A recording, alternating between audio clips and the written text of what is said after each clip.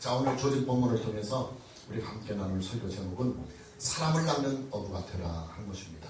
자, 한번 설교 제목 해봅시다. 사람을 낚는 어부가 되라.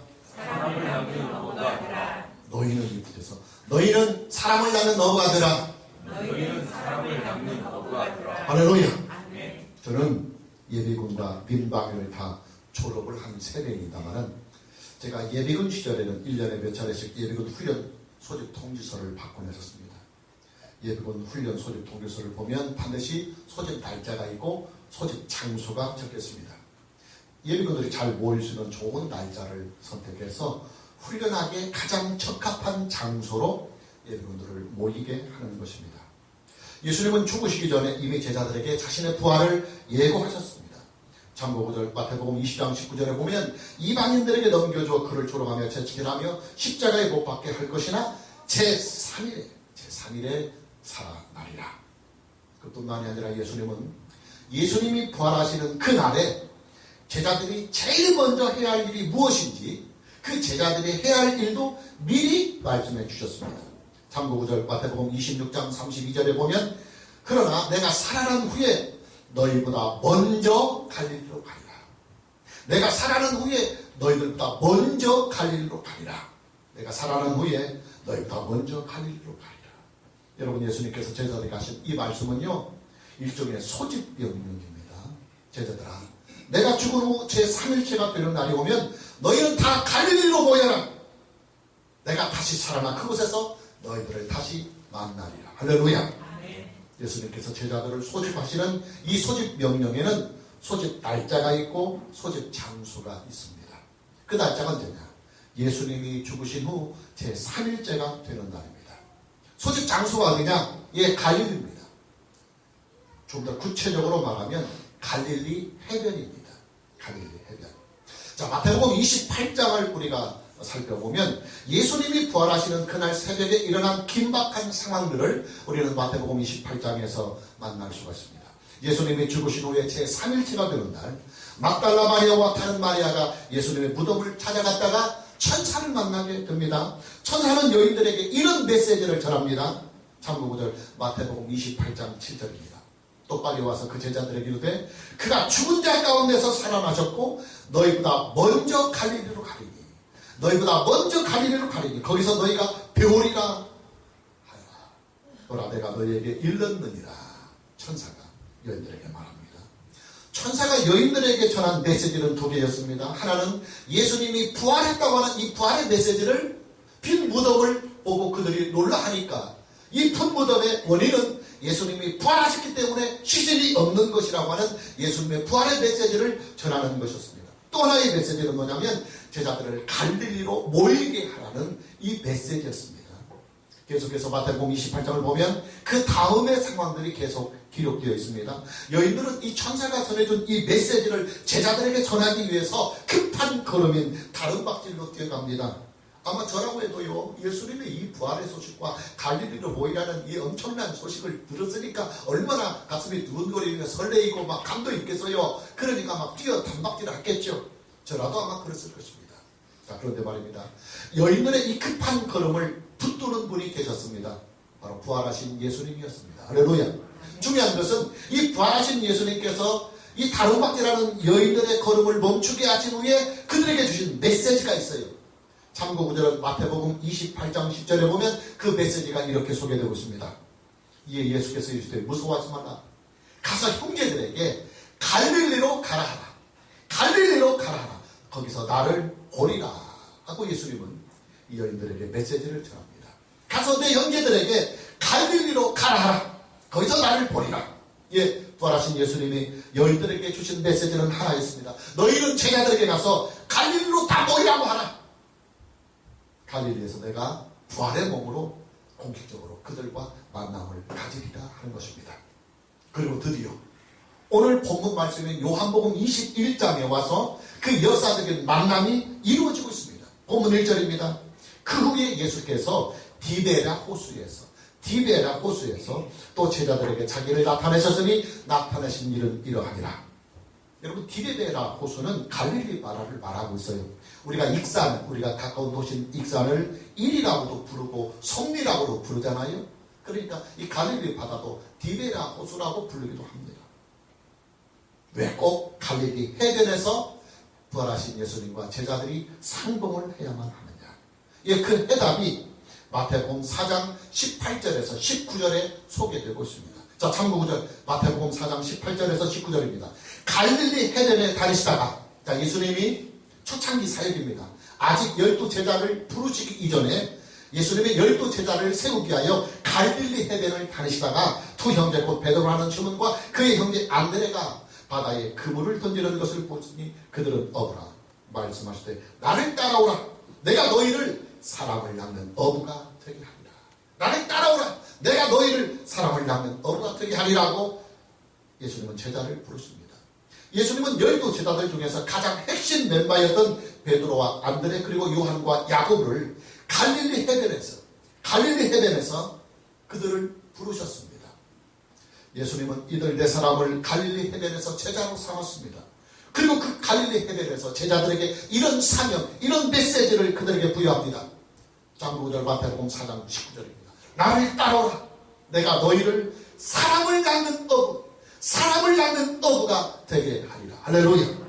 예, 평생을 갈릴리 바다에서 물고기나 잡고 살았던 이 제자들에게 이제는 물고기를 낚는 어부가 아니라 사람을 낚는 어부가 되라고 예수님은 이들을 제자로 불렀고 제자로 삼으셨던 것입니다. 예, 제자들의 사명은 오직 하나, 사람을 낚는 일. 이것이 바로 제자들의 사명이었습니다. 사람을 구원하는 일이 제자들의 사명이요, 사람을 구원해내는 일이 제자들에게 주신 그들의 인생의 몫이었던 것입니다. 그리고 이제 드디어 제자들에게 주신 이 귀한 사명이 본격적으로 펼쳐질 때가 왔어요. 그때가 지나면 예수님의 부활의 때예요. 할렐루야. 예수님이 드디어 부활하신 것입니다. 여러분, 예수님의 부활은요, 예수님이 하나님의 아들이 되시며 또 예수님이 그리스도가 되시며 예수님이 세상의 구주가 된다고 하는 아주 명백한 증거입니다. 이 부활의 증거 하나만 있으면 제자들은 어디를 가서든지 그곳에서 복음을 전할 수 있게 되었습니다. 예수님의 이 부활의 증거 하나만 가지고도 제자들은 누구를 만나든지 그들에게 복음을 전할 수 있게 되었습니다. 예수님의 이 부활의 증거 하나만 가지고 제자들은 목숨을 내놓고서라도 복음을 전할 수 있게 된 것입니다. 그만큼 예수님의 부활은 제자들의 믿음에 담대함을 주었고 그만큼 예수님의 부활의 이 사건은 제자들의 믿음을 살아서 꿈틀거리는 믿음으로 만들어 주었습니다. 여러분, 실제로요, 예수님의 제자들이 전했던 이 복음의 핵심이 무엇인지 아십니까? 우리가 사도행전을 살펴보면 사도행전은 말 그대로 사도들, 예수님의 제자들의 행적을 기록한 것이 사도행전입니다. 그 사도행전을 쭉 보면 예수님의 제자들이 복음을 어떻게 전했으며 그 복음의 메시지가 무엇이었는지를 쭉 우리는 살펴볼 수 있습니다. 그 첫째로 참고구절 사도행전 2장 32절에 보면 베드로가 성령의 충만함을 받고 그 자리에서 첫 번째로 설교한 공식적인 첫 번째 설교의 핵심이 무엇이냐? 이 예수를 하나님이 살리시니라. 이 예수를 하나님이 살리시니라. 우리가 다 이 일의 증인이다 하면서 베드로가 예수님의 제자로 공식적으로 첫 포문을 열었던 첫 설교의 주제는 바로 예수님의 부활이 복음의 핵심이었습니다. 그리고 바로 이어서 사도행전 3장 15절에 보면 베드로의 두 번째 설교가 소개되고 있는데 그 베드로의 두 번째 설교의 핵심이 뭐냐면 생명의 주를 죽였도다. 그러나 하나님이 죽은 자 가운데서 그를 살리셨으니 우리가 이 일의 증인이다. 베드로의 두 번째 설교의 핵심 주제도 예수님의 부활이었습니다. 유대교 지도자들이 제자들을 핍박하고 옥에 가둡니다. 그런데 유대교 지도자들이 예수님의 제자들을 핍박하며 옥에 가두는 이유가 무엇이었느냐? 사도행전 4장 2절과 3절 참고 9절에는 이렇게 소개하고 있습니다. 예수 안에 죽은 자의 부활이 있다고 백성들을 가르치고 전함을 싫어해서 그들을 잡음에 날이 이미 저물었으므로 이튿날까지 가두었다. 예, 제자들이 날만 새면 예수님 부활했다. 예수님 부활했다고 예수님의 부활의 소식을 전하니까 유대교 지도자들이 그 부활의 증거를 싫어해서 제자들을 감옥에 가두었다. 성경은 그렇게 기록하고 있습니다. 그리고 감옥에서 풀려난 베드로가 감옥에서 나오자마자 제일 먼저 외쳤던 복음이 뭐냐면 예수 부활이었어요. 예수 부활이었어요. 그러다가 하나님의 복음 사역에 있어서 가장 위대했던 한 인물이 등장합니다. 그가 바로 사도 바울입니다. 여러분, 사도 바울이 어떻게 탄생되고 사도 바울이 어떻게 만들어졌습니까? 예, 그가 부활하신 예수님을 만남으로 인해서 그 위대한 사도 바울이 역사 속에서 탄생이 되는 것입니다. 무슨 말이냐? 예수님의 부활의 사건은 그만큼 하나님의 구속자에 있어서 그 차지하는 비중이 아주 크다 이 말이에요. 예수님의 부활의 사건은 그만큼 예수님을 믿는 사람들에게는 목숨을 걸고서라도 증거할 수밖에 없는 복음의 핵심이 된다 이 말입니다. 부활하신 예수님이 제자들을 왜 갈릴리 해변으로 소집하고 계시느냐? 예, 제자들의 믿음에 선교의 불, 전도의 불을 다시 지펴주기 위해서 제자들을 갈릴리 해변으로 부르시는 것입니다. 본문 3절입니다. 시몬 베드로가 나는 물고기 잡으러 가노라 하니 그들이 우리도 함께 가겠다 하고 나가서 배에 올랐으나 그날 밤에 아무것도 잡지 못하였더니 그랬습니다. 베드로와 다른 제자들이 물고기를 잡으려고 갈릴리 바다에 다시 배를 띄웠습니다. 사람을 낳는 어부가 되라고 갈릴리 해변에서 그들을 3년 전에 예수님이 제자로 불렀고 3년 동안 그들을 양육했는데 그들은 다시 바다에 배를 띄우며 다시 어부로 돌아가고 있는 것입니다. 부활하신 예수님은 이 제자들에게 다시 그들을 세운 원래의 목적, 사람을 낳는 어부가 되라고 하는 이 사명에 불을 지피기 위해서 그들을 다시 갈릴리 해변에 모이게 했던 것입니다. 제자들의 식어진 선교의 불에, 선교의 열정, 전도의 열정에 다시 큰 불을 지필 수 있는 가장 적합한 훈련의 장소, 가장 적합한 교육의 장소가 되냐? 예, 갈릴리 해변이었어요. 갈릴리 해변은 예수님과 제자들이 처음 만났던 장소이지요. 갈릴리 해변은 예수님이 제자들을 부르고 세웠던 바로 그 자리입니다. 너희는 이제 사람을 낳는 어부가 되라고 선교적인 사명을 주셨던 바로 그 자리가 바로 갈릴리 해변이었습니다. 제자들을 다시 세울 수 있는 장소로는 이 갈릴리 해변이 최고의 장소였던 것입니다. 부활하신 예수님은 이 갈릴리 해변에서 제자들에게 선교의 불, 전도의 불, 복음 증거의 불을 다시 지펴주십니다. 부활하신 예수님은 제자들이 물고기를 잡고 있는 그 바다의 현장에 직접 찾아가십니다. 본문 4절에 보면 날이 새어갈 때에 예수께서 바닷가에 서셨으나 그랬습니다. 바다 한가운데 서셨다 그 말입니다. 제자들이 예수신 줄 알지 못하는지라. 날씨 탓인지 아니면 물고기를 잡느라고 온 정신에 다 쏠려 있었을지는 모르지만 제자들은 바다 위에 서신 그리고 그들을 찾아오신 예수님을 처음에는 알지 못하고 물고기를 잡는 일에만 몰두하고 있습니다. 그러나 어찌된 일인지 그날따라 물고기가 전혀 잡히지를 않습니다. 본문 3절을 다시 보면 시몬 베드로가 나는 물고기 잡으러 간도라니 그들이 우리도 함께 가겠다 하고 나가서 배에 올랐으나 그날 밤에 아무것도 잡지 못하였더라. 그날 밤에 아무것도 잡지 못하였더라. 사람을 낳는 어부가 되라고 제자로 세우셨는데 다시 물고기를 낳는 어부가 되려고 하니까 아무것도 잡지 못하고 그들은 그날 밤에 헛된 수고만 하고 있는 것입니다. 예, 사명을 잃어버린 사람은 이렇게 아무것도 잡지 못하는 인생이 됩니다. 사명을 잃어버린 성도는 밤이 새도록 수고를 하여도 결국은 빈손의 인생일 수밖에 없습니다. 사명을 잃어버린 그리스도인들, 사명을 잃어버린 주의 종들은 이것도 아니고 저것도 아닌 어정쩡한 인생으로 전락되고 마는 것입니다. 예수님께서 제자들을 어떻게 다시 세우시느냐? 본문 6절을 봅니다. 이르시되 그물을 배 오른편에 던지라. 그물을 배 오른편에 던지라. 그리하면 잡으리라 하고 예수님이 말씀하시니 이에 제자들이 던졌더니 물고기가 많아 그물을 들 수 없더라. 할렐루야. 예수님은 제자들에게 말씀하십니다. 그물을 배 오른편에 던져라. 그리하면 잡으리라. 제자들이 순종합니다. 이에 던졌더니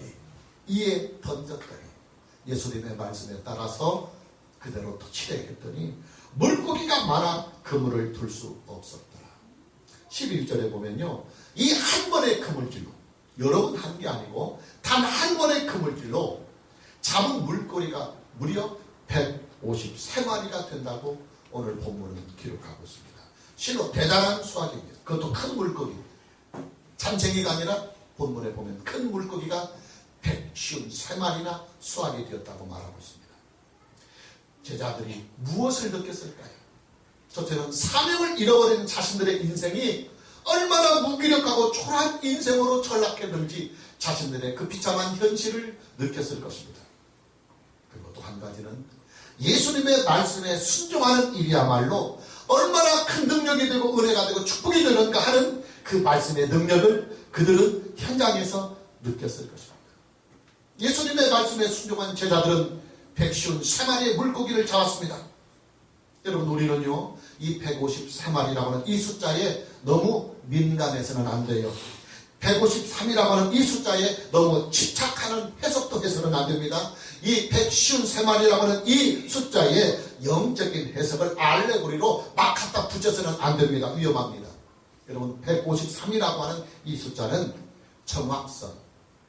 그날 밤에 제자들이 예수님의 말씀에 순종해서 얻은 수학의 정확성, 그리고 사실성,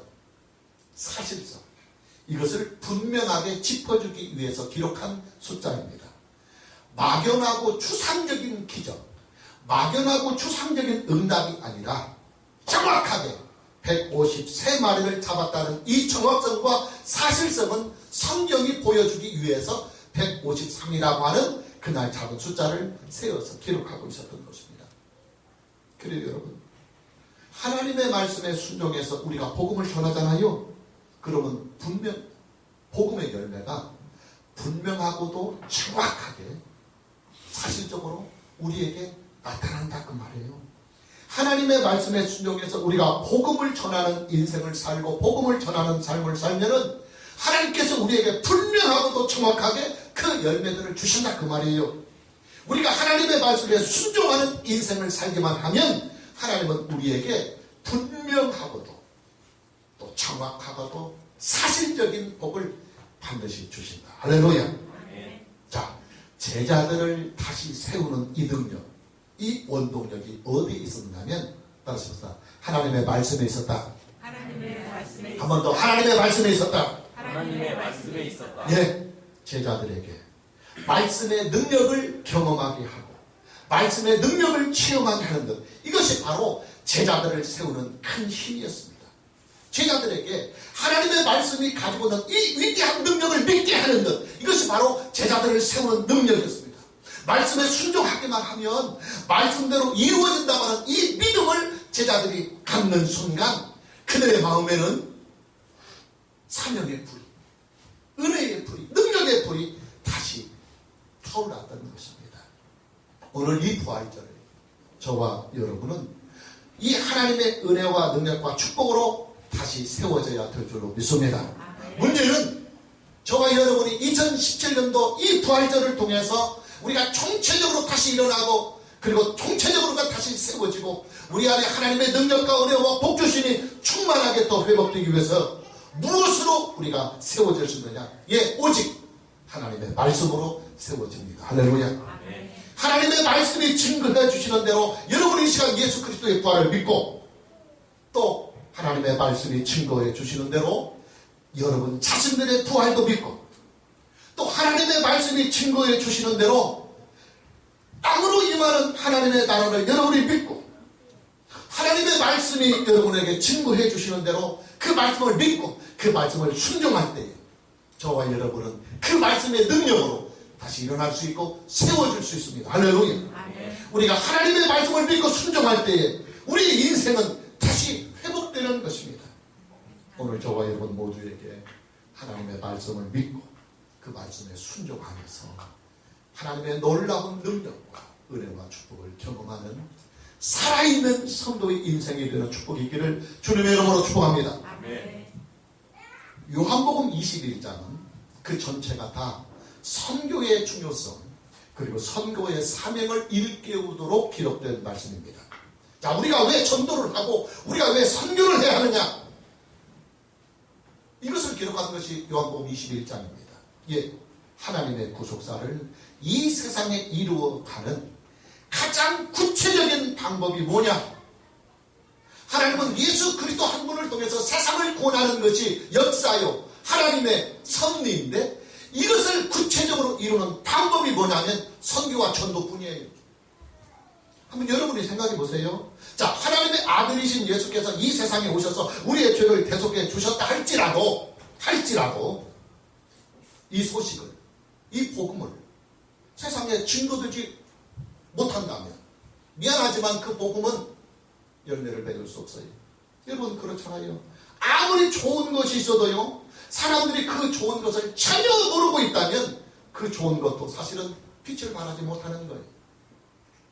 옛날에 원시인들의 마을에 황금이 막 주렁주렁 바위만큼 돌만큼 채이는 게 황금이라 할지라도 그들이 황금의 가치를 모르는 이상 껌딱지 하나만도 못하고 초콜릿 하나만도 못하는 것입니다. 아무리 좋은 것이 있어도요, 그것이 나와 아무런 상관이 없다고 한다면 그 좋은 것도 나에게는 아무런 유익을 주지 못하는 것입니다.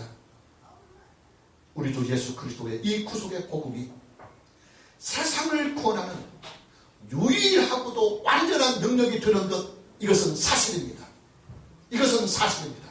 그러나 이 세상을 구원하는 이 복음도 그냥 땅속에 묻혀 있으면 우리에게 아무런 유익을 주지 못합니다. 세상을 구원하는 완전하고도 분명하고도 정확한 유일한 우리 주 예수 그리스도의 이 하나님의 이 복음이 사람들에게 증거가 되지 못한다고 한다면 이 복음도 사실은 죽은 복음이 되고 마는 거예요. 세상을 구원하는 하나님의 복음이요, 이 세상에서 제대로 그 영향을 발휘해 주려면 누군가가 이 복음을 사람들에게 세상에 전해주어야만 합니다. 세상을 구원하는 이 하나님의 이 놀라운 복음이 제대로 이 세상에서 영향을 나타내고 그 능력을 나타내려면 복음을 만난 사람들이, 아직 복음을 만나지 못한 사람들에게 이 복음을 전해줘야만 하는 거예요. 할렐루야. 이 일을 누가 합니까? 이 일을 누가 합니까? 예, 예수님의 제자들이 해야 합니다.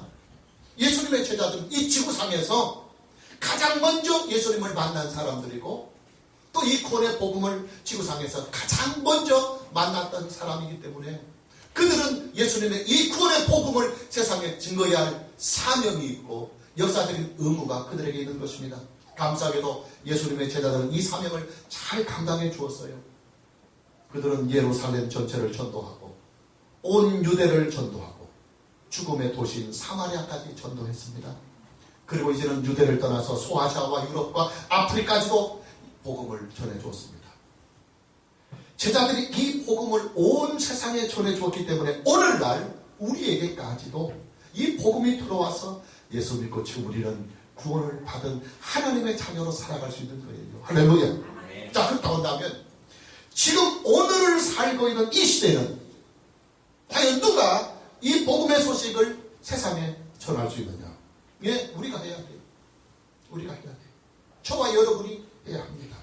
예수 그리스도를 믿고 구원을 받은 우리가 내가 만난 복음을 세상에 전해야 하고 내가 만난 예수를 세상에 전해줘야만 하고 내가 받은 이 구원의 은혜와 이 감동을 세상에 전해줘야만 합니다. 만일 이 일이 안 되면 미안하지만 하나님의 복음은 우리 시대에 와서 그 댁이 단절되고 끊어지고 맙니다. 예수님이 우리를 구속하기 위하여 십자가에 죽으셨고 그리고 우리에게 영원한 생명을 주시려고 부활했다 할지라도 이 소식을 제자들이 세상에 전하지 못했다고 한다면 어느 하나 누구도 예수님을 믿을 수가 없어요. 그리고 그 믿음이 없이는 구원함이 없기 때문에 하나님의 이 놀라운 구속사도 예수님의 제자들이 이 복음을 전해주었기 때문에 이 세상에서 열매를 이루어지는 것입니다. 오늘을 살고 있는 이 시대에 세상을 구원하고자 하시는 하나님의 이 구속사가 누구를 통해서 성취되며 어떻게 성취되느냐면 저와 여러분들이 세상에 나가서 아직 예수를 믿지 못하고 그리고 하나님의 복음을 만나지 못한 사람들에게 이 복음을 전하고 예수를 전해줘야만 하나님의 구속사가 우리 시대에 이 세상에 이루어진다 그 말이에요. 할렐루야. 나를 따라오너라. 내가 너희를 사람을 낳는 어부가 되게 하리라 하시는 이 선교적인 사명, 이 전도의 사명, 복음 증거의 사명은 예수님의 12 제자에게만 주신 사명이 아닙니다. 오늘을 살고 있는 저와 여러분에게도 동일하게 주신 사명이고 의무이자 그리고 우리의 인생의 몫이다 이 말이에요. 자, 우리는 왜 복음을 전해야 합니까? 세상을 권하시는 하나님의 구속사를 섬기기 위해서 우리는 복음을 전해야 합니다. 역사는 하나님의 구속사라 그랬습니다. 우리는 왜 복음을 전해야 합니까? 세상을 권하시는 우리 주 예수 그리스도의 이 위대한 구속의 복음이 우리에게서 죽은 복음, 땅속에 묻혀있는 복음, 숨겨진 복음이 아니라 살아있는 복음, 드러나는 복음, 열매 있는 복음, 생명력 있는 복음이 되게 하기 위하여 우리는 이 생명력 있는 세상을 살리는 유일한 이 구원의 복음을 우리는 누군가에게 전해줘야만 합니다. 우리가 왜 복음을 전해야 합니까? 예, 하나님께서 우리에게 약속해 주신 영생의 부활과 하나님께서 우리에게 약속해 주신 땅으로 임하는 하나님의 나라를 우리가 하루빨리 얻기 위해서라도 우리는 복음을 전해야 합니다. 왜냐하면 성경은 하나님의 택하신 백성의 숫자가 다 하나님께로 돌아와야만 예수님의 재림이 있고 그 재림과 동시에 우리의 육체의 부활이 있고 땅으로 임하는 영원한 하나님의 나라가 임한다고 되어 있기 때문에 그래요. 우리가 왜 복음을 전해야만 합니까? 이 흉악하고도 살벌한 이 세상에 우리 주 예수 그리스도의 평강이 평화가 오게 하기 위해서 우리는 이 세대의 복음을 전해야 합니다. 사람들이 큰 착각을 하고 있어요. 경제가 세상을 구원하는 줄 착각합니다. 교육이 세상을 구원하는 힘인 줄 착각합니다. 또 요즘 같으면 정치가 우리나라의 희망이고 백성들의 희망인 것들로 착각합니다. 그리고 어떤 사람은 법질서가 세상을 구원하는 일로 착각하고 있습니다. 그러나 여러분, 이 모든 것들은요 사실상 눈 가리고 아웅하는 거예요. 눈 가리고 아웅하는 것입니다. 왜냐? 여러분, 이 세상의 구원은 세 가지의 문제를 반드시 해결해야만 비로소 가능합니다. 이 세 가지 중에 단 한 가지라도 해결이 안 된다고 한다면 이 세상의 구원은 불가능합니다. 그 세 가지가 뭐냐? 첫째는 죄입니다. 죄 문제가 해결되지 않으면 이 세상은 구원의 희망이 없습니다. 둘째는 죽음의 문제입니다. 이 죽음의 공포, 죽음은 인생의 끝이니까 이 죽음을 해결하지 못한다고 한다면 인생은 구원의 희망이 없어요. 세 번째는 잃어버린 에덴. 하나님께서 우리에게 행복의 장소, 행복의 삶의 터전으로 주신 잃어버린 에덴을 다시 찾아야 합니다. 이 세 가지가 반드시 회복이 되어야만 진정한 구원이 우리에게 임하는 거예요. 그런데 여러분, 이 세 가지의 문제를 무엇으로, 누가 온전하게 어떻게 해결하고 풀어줍니까? 따라서 오직 예수다. 오직 예수다. 예, 예수 안에만 최상이 있고 예수 안에만 죽음을 이기는 부활과 영생의 능력이 있고 예수 안에서만 땅으로 임하는 하나님의 나라가 있는 거예요. 오직 예수가 우리를 구원하는 것이며 오직 예수가 우리의 희망의 답이고 오직 예수가 우리의 미래의 답이다 그 말이에요. 예수를 전하는 것이 전도입니다. 예수를 온 세상에 전하는 것이 선교요. 예수를 가까운 내 친구들, 동료들, 이웃들에게 전하는 것이 전도입니다. 예수를 믿게 하는 것이 전도요. 예수를 믿어서 세상을 구원하시는 일을 우리는 하나님의 구속사라 그렇게 말하는 것입니다.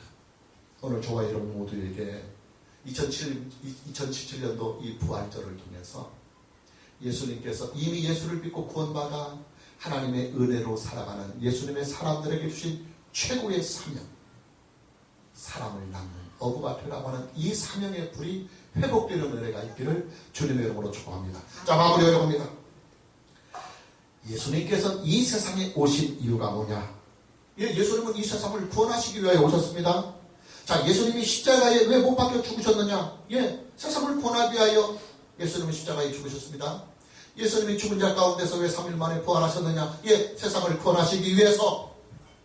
세상을 구원할 이 권세는 생명을 통해서 얻고 죄를 정복함으로 얻을 수 있으니까, 그래서 하나님 아버지께서 그를 죽은 자 가운데서 살려 그를 만왕의 왕이 되게 하셨고 세상의 구주가 되는 권세를 그에게 입히기 위하여 예수 그리스도는 부활하신 것입니다. 그런 예수 그리스도의 구속의 은혜가 어떻게 사람들에게 임하느냐? 예, 전도를 통해서, 선교를 통해서. 이 두 가지밖에 없어요. 전도가 돼야 예수를 믿을 수 있고, 선교가 돼야 온 세계가 예수를 믿을 수 있으니까. 전도와 선교의 일이 아니고서는 예수 그리스도의 오심, 죽으심, 부활, 재림, 아버지 우편에 앉으신 그 놀라운 권세와 영광도 결국은 땅속에 묻히고 마는 거예요.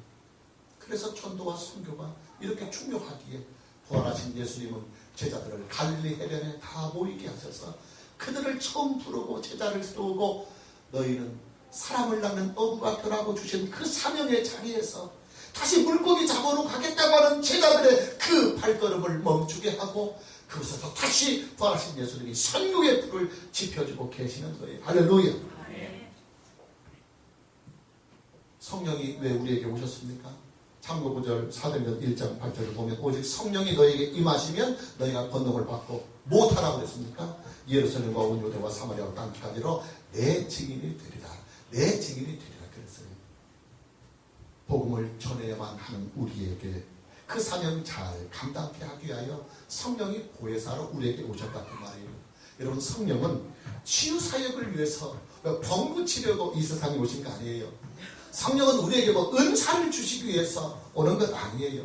성령은 우리에게 신비적인 영적 체험을 하게 하시기 위하여 우리에게 오신 분도 아닙니다. 성령은 예수 믿는 사람들에게 선교적인 사명, 이 전도의 사명을 잘 감당할 수 있도록 우리를 돕고 우리와 함께 하시기 위하여 성령은 오셨다 이 말이에요. 할렐루야. 그러니 우리는 성령을 의지해서 복음을 전해야 합니다. 우리는 성령을 의지해서 예수 그리스도를 이 세상에 전해야 합니다. 우리는 성령을 의지해서 예수 그리스도의 이 부활의 놀라운 복음을 가까운 이웃들에게 전도하고, 교회가 함께 힘을 합해서 온 세상의 세계에 선교하는 역사가 있어야 합니다. 오늘 저와 여러분 모두에게 예수 그리스도의 이 부활을 통해서 제자들에게 주신 강력한 메시지, 다시 너희는 물고기 잡는 노루가 되지 말고 사람을 낳는 어부로 돌아와.